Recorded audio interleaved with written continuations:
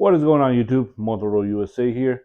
Thanks for checking out my channel. Thanks for coming back to the old lanyard project. Today we're gonna take out the front wheel and get a tire off to get it ready to install a new tire that's coming in. And of course, we're gonna paint it all black. To do so, all you need is some basic tools. I just did the fork oil change. Now, since I have everything out of here, I'm just gonna lift it up and take the front wheel off. We don't need that many tools. We got some Allen keys here. We got a 12 millimeter and we got a 22 for the axle nut. The 12 millimeter is for those pinch bolts on both sides, and the 22 is for the axle nut. The 6 millimeter is for the caliper bracket. So let's take this out and pop this puppy out. Actually, we're just gonna loosen up some of the bolts. For that, let's just loosen up the bracket for the caliper, and that takes a 6 millimeter Allen. And let's see, up 6 millimeter over here.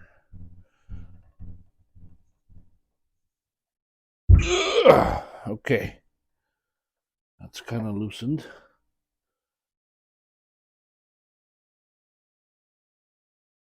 And now let's take this one off. This one, it's 5 millimeter, I believe. Yep, that one is a 5. Okay, so let's get this out. That's one bolt. Oh, this kind of seized up, aluminum. Corrosion. Yeah, this bike been sitting since 2010, so no wonder. So we got those out.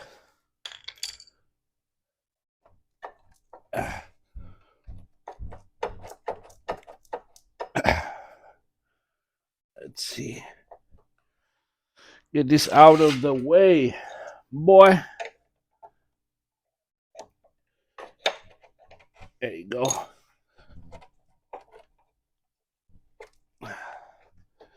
Struggle, it's real.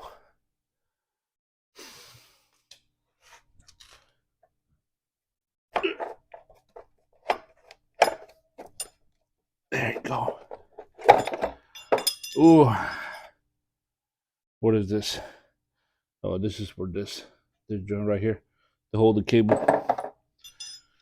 Well, first of all, I forgot to tell you, to get access to all this, all you have to do is take this little piece that is right here, just pop it out, and then he has 3 8 millimeter bolts holding up the little rotor cover. So yeah, that's how you get to the sides. Now they just loosen up those 12 millimeter pinch bolts. That's pretty easy.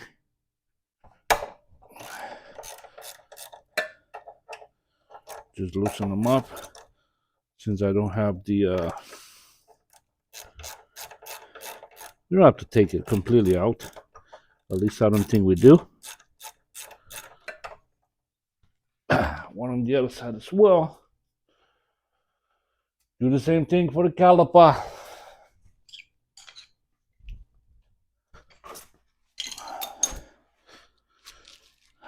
This one is a 6. Yep.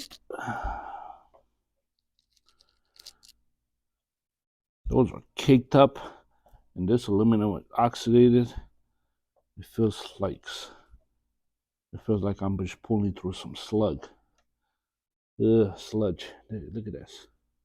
Yep, it's nasty. We gotta clean all that before we put them all together. But this is it's pretty easy, guys. It's not really that hard to work on motorcycles. That's why I love doing it. When I'm saying I love doing it, is I'm kind of obsessed. That's my therapy. Okay. Let's get this out of the way.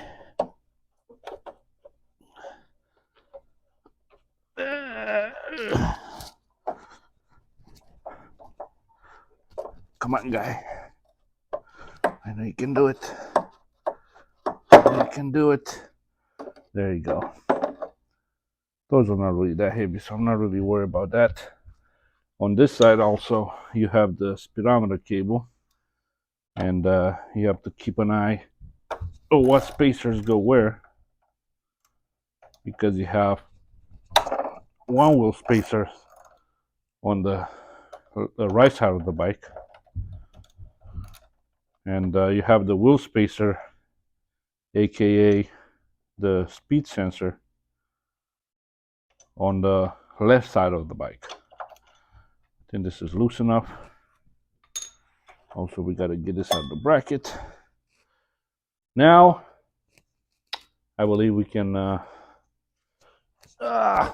take off the bolt for the axle, and this one is a 22. Okay.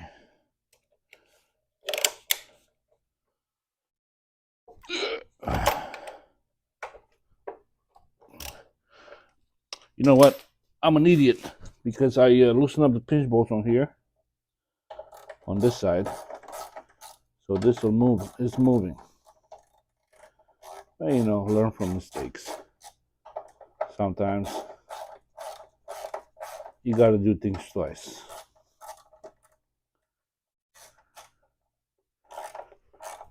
All right. Pinch bolt is in. Now let's do the axle. There you go.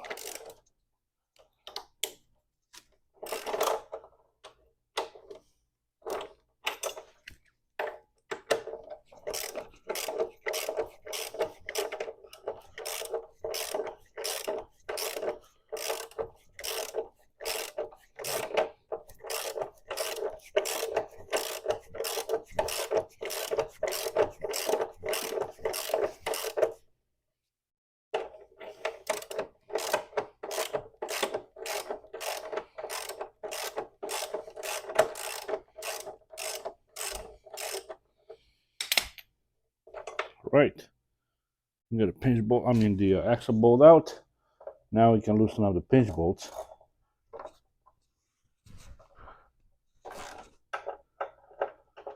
Don't do what I did,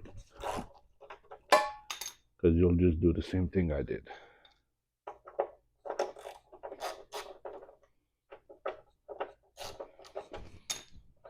Okay, now we can jack up the bike and slide this out, slide this out. Should be good to go. Now the bike is jacked up. We can push our axle out. And you can use anything. You can use this bolt to get it moving first. You just screw it in a few threads. Or you can use like something that will fit and not go into the threads. For my sake, I'm just using this little wrench with a little butt. You should be able to slide it in. Also, you can use, I believe, you can use one of those wrench extensions. It should fit. And just do it with a little hammer. There you go. It comes right out. You might want to hold the wheel up a little bit, put something under, slide the axle out, which was really not greased at all. But we'll clean all that up. And keep in mind, you have a spacer over here on this side that goes in like this. So keep that in mind how it goes. This thicker part towards the wheel and this towards the fork. And you have the speed. You have the speed sensor on this side. Let's see. You have the speed sensor on this side. You might want to clean up if you want. Now Everything should slide right out. And this is exactly how you getting your Honda Goldwing front wheel out. And I'm going to show you a method now how to take the tire off if you don't have a bead breaker and you only have to use your tire irons. Yeah, I think this tire was due for a change, isn't it? Oh, I really want to see when was this manufactured. Let's find out. Let's see. 137.18. Rotation is that way. Let's see, when was this manufactured? Oh, I think this is it. 23rd week of 1998. Huh. Yeah, I think that's it. This is a 1998 tire with the sidewalls cracked, with the treads cracked. Oh yeah, looks like a dinosaur egg. While we're here, we can also check the head bearings to see if he has any play in it, you know. We can do that. Wheel bearings look okay. And they feel okay. No grinding, no nothing. I think they're good. But let's check the front.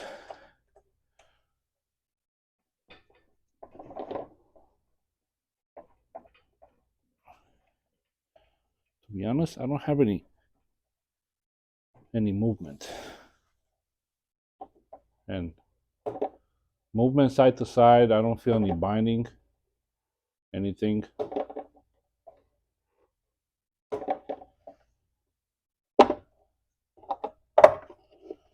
Let's put the calipers there. Yeah, it's pretty smooth up front.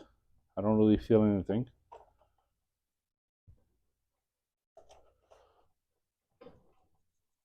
And I'm shaking it pretty good. I don't really feel anything, so I think the head bearings are okay. Yeah, let's take the tire off. All right, so to take the tire off or to break the bead, this is what I do. I take my sweet wheel. First, you got to take the air out of it. I took the air out, I took the little shredder valve out, take the little wheel, and walk my ass all the way here to the garage, to the back of my car. All right, so we just put it over here.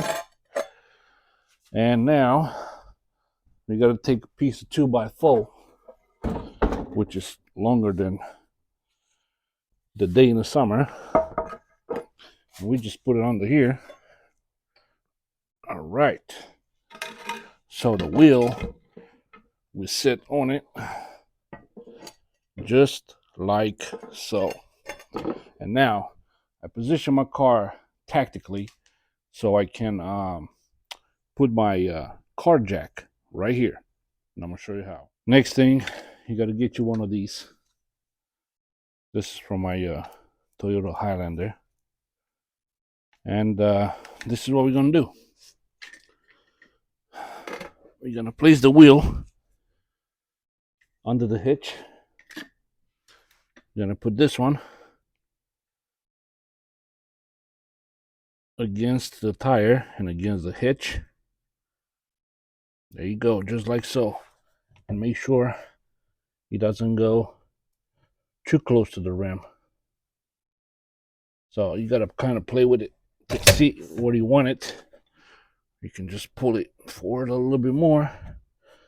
There you go. And now keep cranking it until it squishes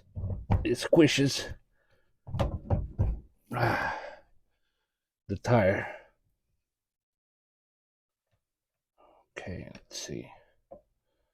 It might take you a couple of tries to get it to sit properly, but once it sits properly and gets going, what you want to do, keep cranking it until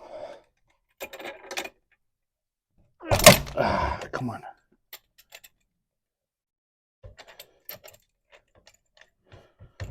Keep cramping it and cranking it until it goes where it's supposed to go.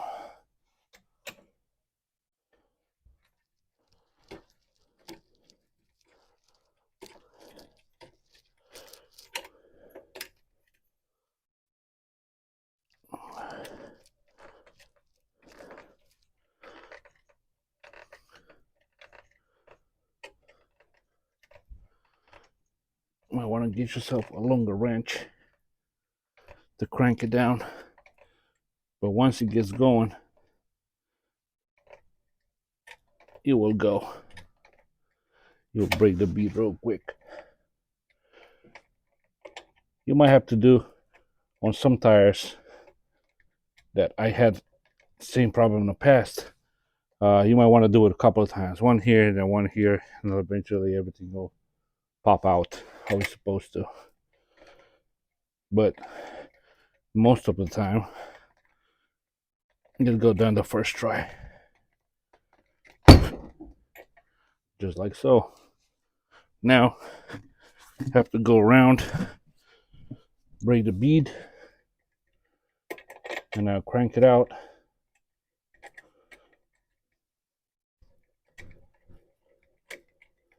Do the same thing on the other side, and you got yourself a free tire.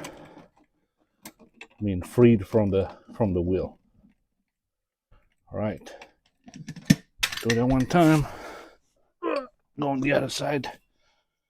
See, when you pour, you just have to improvise. I'm not saying that I'm poor, but I like to, you know, MacGyver shit. But I am poor, FYI. Maybe not poor, but cheap. Because I could invest in one of those Rabaconda tire changers, 3 tire changers that I love. I would love to have one of those, but I don't want to spend $500 for a tire changer. I guess I could with a tax return coming up, because I feel like I change at least 3 sets of tires a year for different bikes. Maybe mine, maybe friends. And one of those street tire changers from Rabaconda would be really good. I'm gonna show you how that, what that Rabaconda does. And I'm gonna probably post a link in the description if you guys want one. You can get it. But it's cold right now. It's the end of January. It's pretty cold up here in Maryland. Okay, so this is how we got the tire unseated. Now we just pop it out. To get the tire out, it's pretty easy. All you need is some tire irons, or you can use, you know, a tire changer. You can take it to the shop. I like to do things by myself. Use some soapy water, so you'll just slide a little bit better. Hopefully, this is a really old tire. Might have some issues coming out, but I always get them out. Usually to take them out, it's easier than put them on. So all we got to do, I'm not going to worry about protecting the rim right now, because I will paint it. What you got to do is come around a couple of times. Some of the irons.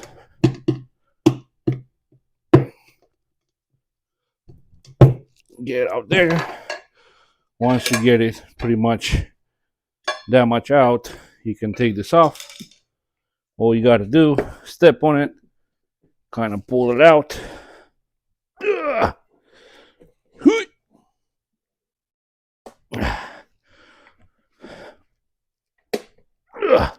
Man, I can feel the damn tire cracking.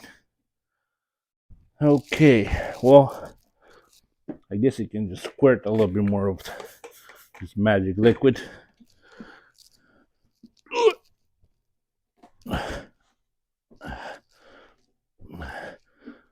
And the tire should be off on one side. The other side should be about the same. You just squirt a little bit, make it nice and wet. So you'll slide out. Pretty much the same crap. You can go either way, this way or the other way. You'll come right out.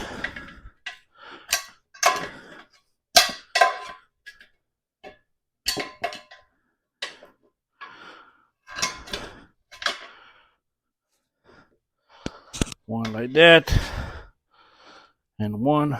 Let's see. There you go. Just like this, you take the old junky tire out. Ah, yes, sir. This goes to junk. We cannot burn it out in a burnout. You cannot do a front wheel burnout. But next step, clean the wheel, prep it for paint, and we should be done with the front. But there's more. Actually, one side of the bearing, I can feel it. I can feel the grooves. When I'm rotating it, I can feel it like kind of feel like an ABS ring.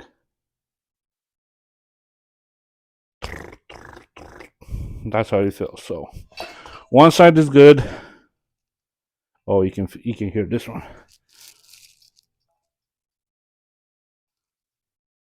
Yep, that's the bad one. The other one is fine. But seems like I will need to get the front wheel bearing kit. I did the rear already. I don't know why I didn't order the front too, but yeah, they came in. He's gonna come in. I'm gonna order them. Yeah, I'm tired. Long day of work. It's late at night, and I just got done with taking this tire off the wheel. Tomorrow, I'm probably gonna clean it up and wait for the tire. Wait for the tire to come in so I can paint the rim. I'm gonna paint the rim after I put the tire in. That's what I do with the rear. Put the tire in, cleaned everything beforehand, and then I painted it. So that's what I'm gonna do with the front as well. That's it for today's episode. I hope you guys like the trick and the tip that I have to remove the bead of the tire the tire bead of the rim with only some things they have laying around the house. I don't have a tire changer or a tire balancer. I'm gonna show you how to balance the tire as well with two car jacks. You put it up, put the axle through. With a new bearing, should roll really smooth. Tire on, and I will show you how to do that in the next episode when the tire is getting put back together and everything buttoned up and cleaned. But I'm glad I don't have an issue with the front bearing up here, the steering head bearing. I don't feel anything. I don't feel any play. I don't feel any binding going left to right. So I assume for now that is fine. And I'm just gonna do the wheel bearing. This one is good. The other one is bad. It's really bad. You can hear it actually. Hopefully you guys heard it on the camera. Yeah, I think that's what I'm gonna do. So I guess I'll see you guys in the next episode. I'm gonna link some tire changers that I've used in the past. At my friend's house, they work really good. They have actually a bead breaker as well. It's I don't remember how much it was. I think it was $50 or $80 on Amazon. He bought it off of there, and then he worked. He worked fine. I just don't really think I'm doing that many tires, but it's nice to have. I just don't have enough space. I'll probably be moving the next year or so, and trying to minimize the stuff that I want to carry with me until I settle to a new garage. But yeah, I'm gonna link some things in the description. If you guys want to check them out and buy them, go ahead. Until then, see ya, and hopefully you guys. I'm gonna watch the rest of the episodes about this Landiac that I got. Uh, I haven't taken it for a long ride yet because I just haven't. I didn't. He wasn't. He wasn't road ready. Just around the neighborhood a little bit. You guys saw how the front tire looked like, and I mentioned that he had a front wobble. So my friend Motor Squid came in yesterday with his Yamaha T-Max 500 just to see how the bike looked like, and he was testing something on his bike. So I'm gonna he took it for a ride, and he did mention that he has a wobble. You actually kind of see it in his video. I'm gonna post his link in the description as well, because you guys can check out his channel. He's really good. He's a really good guy. He does this full time, so that's his income. Check it out. He puts pretty good content. He did mention that he had a wobble, and but he liked the bike. He likes how he rides until you get to a certain speed where you start acting funny. But hopefully, everything that I'm doing right now is gonna fix the problem, and I won't have any issues. I'm gonna register the bike this week sometime, and when everything is buttoned up together, I can just take it out for a nice longer ride. I have a problem with the fuel filter as well. I'm gonna change that, and with the petcock, fuel petcock. So rebuild kit is coming for that. So the next episode is gonna be rebuilding the petcock, putting a new fuel filter in, painting the rim, putting the brand new tire, buttoning everything back up, and take her for a little spin to see how she does. Hopefully, the fuel petcock rebuild and the fuel filter. Well, fuel filters, it doesn't really matter because I just want to put a new one because it was dirty. But that one did not really affect my leak. It didn't leak from there, just from the petcock. Hopefully, that was it, and I don't have to really do anything else. So we'll see when everything comes back together. When I'm gonna start it up, hopefully I don't see any fuel coming out of the drain tubes. Thanks for watching. Stay tuned for more episodes, and don't forget to check out my buddy's channel, Motar Squid. He's a really good writer, really good vlogger. He puts really good content. See you in the next one.